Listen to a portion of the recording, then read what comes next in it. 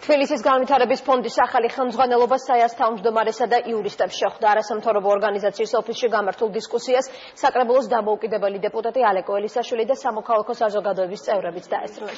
საუბრის მთავარი თემა ის პრობლემები იყო, რომლებიც ფონდის ბოლო წლების საქმიანობის დროს დაყრდნობა. შეხვედრის ძირითადი ნაწილი ჟურნალისტებისთვის დახურული იყო.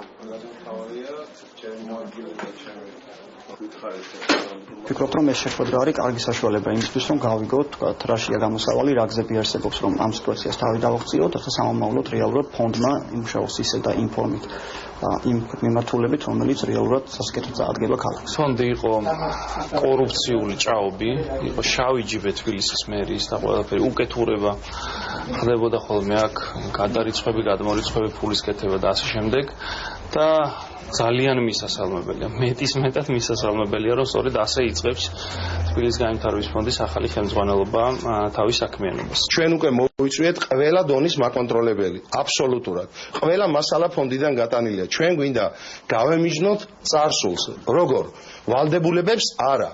ფირმებიც მიიღებენ, ვინც კეთილსინდისია დასრულებს თავის მოვალეობას, თავის თანხებს, მოსახლეობა თანდათან მიიღებს შეპირებულ წლობით ბინებს, ხოლო მომავალში ყველა ახალი პროექტი იქნება ქალაქის განვითარების სტრატეგიაში ჩაწერილი.